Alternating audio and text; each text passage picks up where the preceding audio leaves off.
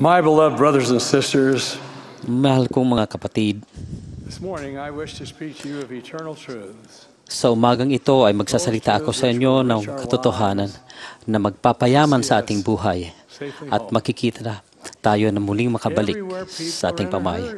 Sa lahat ng dako, nagmamadali ang mga tao. Inililipad ng mga eroplano ang mahalagang taong sakay nila patawid ng malawak na kontinente at malalaking karagatan para makadalo sa mga pulong pangkalakal, matugunan ng mga obligasyon, makapagbakasyon, at mabisita ang mga kapamilya. Ang mga kalsada sa lahat ng dako, pati na mga freeway, throughway, at motorway, ay dinaraanan ng milyon-milyong sasakyan, sakay ang milyon-milyong katao, sa tila walang tigil na pagdaloy at sa iba't ibang kadahilanan, habang minamadali natin ang mga gawain sa bawat araw. Sa napakabilis na takbo ng buhay, tumitigil ba tayo sandali para magnilay, maging tungkol sa mga walang hanggang katotohanan? Kumpara sa mga walang hanggang katotohanan, karamihan sa mga tanong natin sa buhay araw-araw ay talagang walang halaga. Ano ang hapunan natin? Ano ang kulay ng ipipintura natin sa salas? Isasali ba natin si Johnny sa soccer?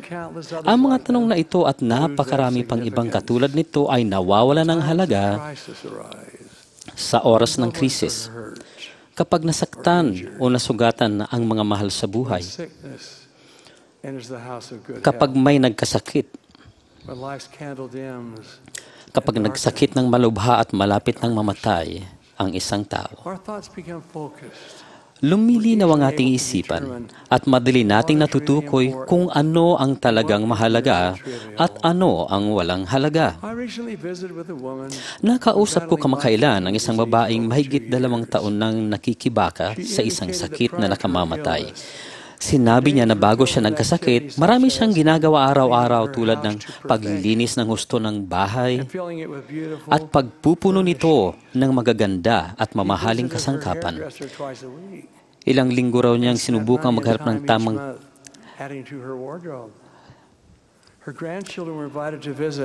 bihira niyang imbitahing bumisita ang kanyang mga apo dahil lagi siyang nag-aalala na baka mabasag o masira nila ang mga mamahalin niyang ari-arian.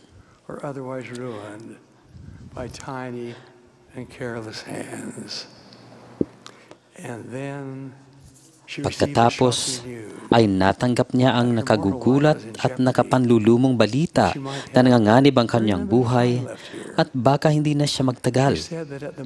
Nang marinig raw niya ang diagnosis ng doktor, natanto niya ang ilang mahalagang bagay sa buhay niya at dagli niyang nalaman na magugol niya ang natitira pa niyang buhay sa piling ng kanyang pamilya at mga kaibigan at maitutuon niyang kanyang buhay sa Ebanghelyo dahil ang mga ito ay pinakamahalaga sa kanya.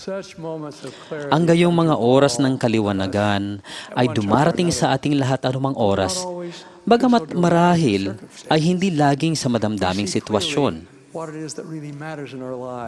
Nakikita natin kung ano talagang mahalaga sa buhay natin at paano natin ipapamuhay. Sabi ng tagapagligtas, huwag kayong magtipon ng mga kayamanan sa lupa na dito'y sumisira ang mga tanga at ang kalawang at dito'y naguhukay at nagsisipagnakaw ang mga magnanakaw. Kung di magtipon kayo ng mga kayamanan sa langit na do'y hindi sumisira kahit ang tanga, kahit ang kalawang at do'y hindi naguhukay at hindi nagsisipagnakaw ang mga magnanakaw. Sapagkat kung saan naroon ang inyong kayamanan, doon naman duroon ang inyong puso. Sa mga oras ng ating pinakamalalim na pagninilay o pinakamabigat na pangangailangan, humihingi ng tulong ng langit ang kaluluwa ng tao sa paghahanap ng sagot sa mahihirap na tanong ng buhay. Saan tayo nanggaling? Bakit tayo narito? Saan tayo pupunta pagkamatay natin? Ang mga sagot sa mga tanong na ito ay hindi natutuklasan sa loob ng mga aklat sa paaralan, sa pagsasaliksik sa internet, o sa inisip na pagpili ng sagot sa mga maraming pagpipilian. Sakop nito ang walang hanggan. Saan tayo nanggaling? Hindi maiiwasang maisip ang tanong na ito kung hindi man masabi ng bawat taong may kamalayan sa buhay. Maaari nilang pagmuni-munihin dahil alam natin ang ating katawan ay nagmula sa ating mortal na mga magulang, dapat nating salgisikin ang kahulugan ng pahayag ni Pablo. Ipinahayag ng Panginoon na ang espiritu at ang katawan ang kaluluwa ng tao. Kung gayon ang espiritu, ang anak ng Diyos. Ang manunulat sa mga Hebro ay tumutukoy sa kanya bilang ama ng mga espiritu. Ang mga espiritu ng lahat ng tao ay literal na kanyang mga isinilang na anak na lalaki at babae. Nauunawaan namin na ang mga inspiradong makata para mapag-aralan natin ang paksang ito ay sumulat ay nakaantig na mga mensahe at nagtala ng mga pambihirang idea. Isinulat ni William Wordsworth ang katotohanan ang ating pagsilang ay pagtulog at pagkalimot. Ang kaluluwa natin ay parang bituin. Umiral na bago pa tayong naging mortal at mula sa malayong pinagmulan. Hindi ganap na nalimutan, kundi lubos na napaghandaan. Lahat tayo isinilang na may kabanalan mula sa Diyos na siyang ating tahanan. Bilang sanggol, tayo ay malapit sa kalangitan. Inilarawan ng isa pang manunulat ang isang bagong silang na sanggol bilang isang nakakaaliw,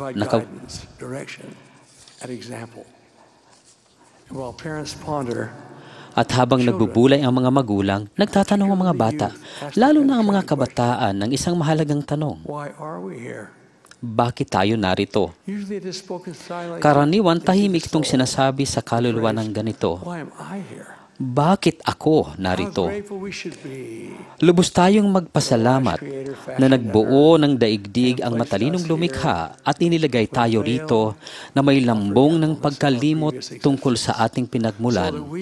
Kaya maaari tayong dumanas ng pagsubok, isang pagkakataong patunayan ang ating sarili upang maging karapat-dapat sa lahat ng inihanda ng Diyos na matanggap natin. Malinaw na isang mahalagang layunin ng pagparito natin sa lupa ang magkaroon tayo ng isang katawan ng may laman at mga buto. Binigyan din tayo ng kaloob na kalayaan sa napakaraming paraan. May pribilehyo tayo magpasya para sa ating sarili. Dito natututo tayo mula sa mahihirap na karanasan. Nahihiwatigan natin ng mabuti at masama. Naikukumpara natin ang mapakla sa matamis. Natutuklasan natin na may mga bunga ang ating mga ginagawa. By obedience to God's commandments, we can qualify for that house spoken Sa of by pagsunod sa mga Jesus. utos ng Diyos, maaari tayong maging karapat-dapat sa bahay na binanggit ni Jesus nang sabihin niyang, sa bahay ng aking ama ay maraming tahanan. Ako'y paruroon Prepare a place for you upang ihanda ko kayo where I am. ng dakong kalalagyan upang kung saan ako naroon, kayo naman ay dumuon. All that we come into mortality, trailing Habang thoughts, pinagmumuni-muni ang gayong kahalaga ng bagay, pinag-isipan natin ang kahinaan ng isang bagong silang na sanggol. maturity comes ever so imperceptibly. From experience, we learn the need to reach heavenward for assistance Tulong. as we make our way along life's Hab- pathway. God our Father and Jesus Christ, Ang ating our Ama sa Lord, langit at si Kristo na ating Panginoon ang landas na tungo sa kasakdalan. they beckon us Tinatawag nila tayong sundin ang mga walang hanggang to katotohanan become perfect. at maging sakdal as na they tulad are nila. perfect. The Apostle Paul likened Naaalala life natin, abogadong nitanong, to the Hebrews he urged, let us lay Guro, aside the sin which doth so easily beset us, and let us run with patience the race that is set before us. Close quote. In our zeal, let us not overlook the sage counsel from Ecclesiastes. The race is not to the swift, nor the battle to the strong, Actually, the prize belongs to him who endures to the end. Ang totoo, ang premyo ay sa kanya na nagtitiis hanggang wakas.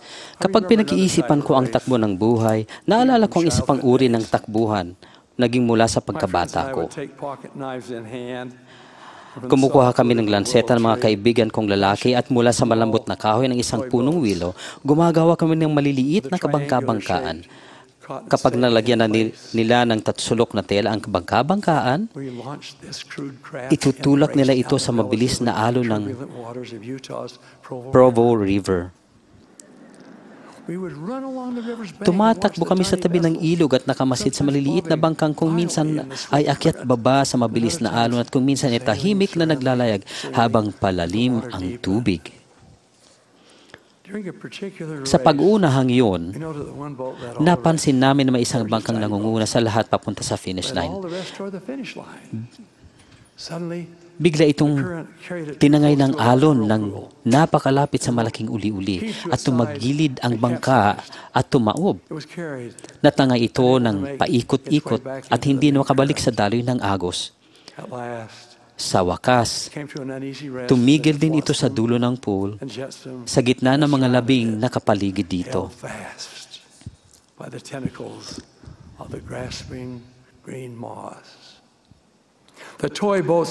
Ang mga bangka-bangkaan noong kabataan ko ay walang pampatatag, walang timon na magbibigay ng direksyon at walang pagmumula ng kapangyarihan.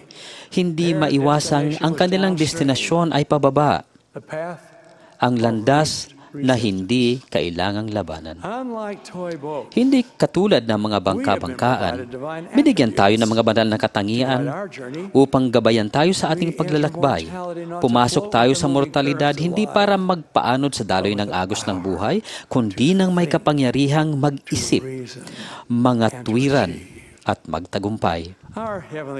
Hindi tayo ipinadala ng ating Ama sa langit sa ating walang hanggang paglalakbay nang hindi naglalaan ng paraan upang matanggap natin mula sa Kanya ang patnubay na titiyak sa ating ligtas na pagbalik. Ang tinutukoy ko ay ang panalangin. Tinutukoy ko rin ang mga bulong ng marahan at banayad na tinig. At hindi ko kinaliligtaan ang mga banal na kasulatan na naglalaman ng salita ng Panginoon at mga salita ng mga propeta na ibinigay sa atin upang tulungan tayong magtagumpay na marating ang finish line. May panahon sa ating misyon sa mortalidad, lumalabas ang pag-aatubili, ang hilaw ng ngiti, ang sama ng pakiramdam, pati na ang pagwawakas ng kabataan, pagputi ng buhok, pagtanda, at kamatayan. Lahat ng maalalahaning tao ay naitanong na sa kanyang sarili ang sinabi ni Job noong araw. Kung ang isang tao ay mamamatay, mabubuhay pa ba siya? Subukan man nating iwaksi ang tanong na yan sa ating isipan. Lagi itong bumabalik. Dumarating sa lahat ng tao ang kamatayan. Dumarating ito sa matatanda kapag hirap na silang lumakad.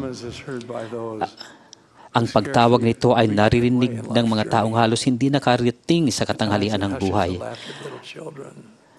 At madalas ay pinatatahimik nito ang halakhak ng mga batang musmos. Ngunit ano ba ang buhay pagkaraang mamamatay? Kamatayan ba ang wakas ng lahat? Ang sagot ay matatagpuan sa buong banal na kasulatan. Mula sa Aklat ni Mormon, malinaw ang sagot na makapananatag sa ang mga salita roon. He boldly asserted that death was the end of our existence, that no one could prove otherwise.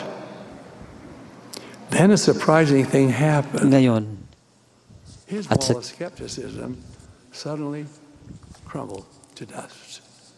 He was left exposed and undefended. Slowly, he began to feel his way back to the faith. At dahan-dahan muli siyang bumalik sa pananampalataya. What had caused this profound change in his outlook? Ano ang nagpabago sa kanyang pananaw? Namatay ang kanyang asawa. He went to the room where lay all that was mortal of her. He looked again at the face he loved so well. tinig niya muli ang mukha ng kanyang minahal. Lumabas siya at sinabi sa kanyang pegon, siya ito, ngunit hindi siya. May mga nagbago. May rando na dati na nawala. Hindi na siya ang kagaya ng dati. Anong nangyari? Kung hindi ang kanyang kaluluwa. At sa huli, sinulat niya,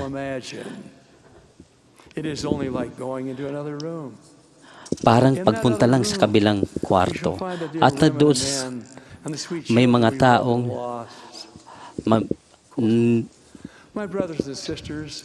mga mahal ko mga kapatid, alam natin na ang buhay ay hindi katapusan.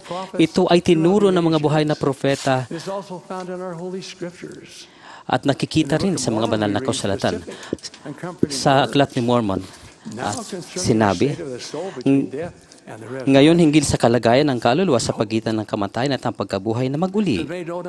Masdan, ipinaalam sa akin ng isang anghel na ang espiritu ng lahat ng tao, matapos na sila ay lumisan sa katawang mortal na ito, oo, ang espiritu ng lahat ng tao, maging sila man ay mabuti o masama, ay dadalhin pabalik sa Diyos na sa kanila ay nagbigay buhay.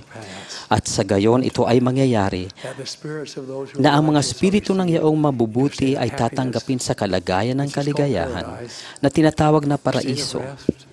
Isang kalagayan ng pamamahinga, isang kalagayan ng kapayapaan kung saan sila ay mamamahinga mula sa kanilang mga suliranin at sa lahat ng alalahanin at kalungkutan. Matapos ilagak ang katawan ni Jesus sa libingan ng 3 araw, muling pumasok ang Espiritu at lumabas ang nabuhay na mag-uling manunubos na nasa immortal na katawang may laman at mga buto. Dumating ang sagot sa tanong ni Job na kung ang isang tao ay mamamatay, mabubuhay pa ba siya? Nang lumapit si Maria at ang iba pang mga salibingan ay nakita ang 2 lalaking nakasuot ng makinang damit at nagsalita sa kanila. Bakit hinahanap ninyo ang buhay sa gitna ng mga patay? Wala siya rito na tapat nagbangon. Ang patutuo ng nabuhay na maguling Jesus, Panginoon ang nabibigay ng kapanatagan at pangunawa. Una mula kay Apostol Pablo, si Kristo ay namatay dahil sa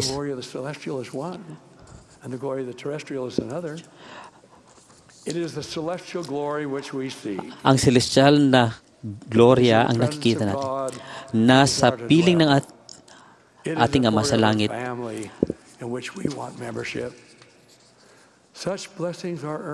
Ang gayong mga pagpapala ay kailangang pagpaguran sa paghahanap at sa huli, pagtatagumpay. Saan tayo nanggaling? Anong ginagawa natin dito?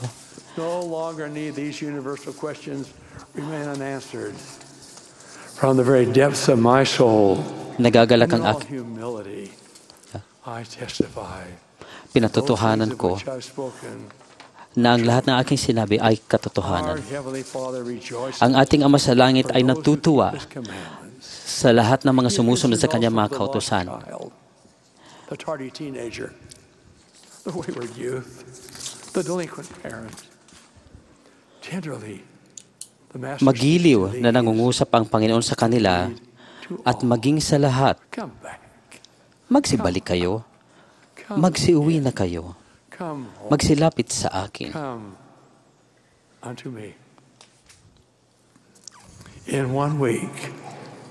Sa isang linggo,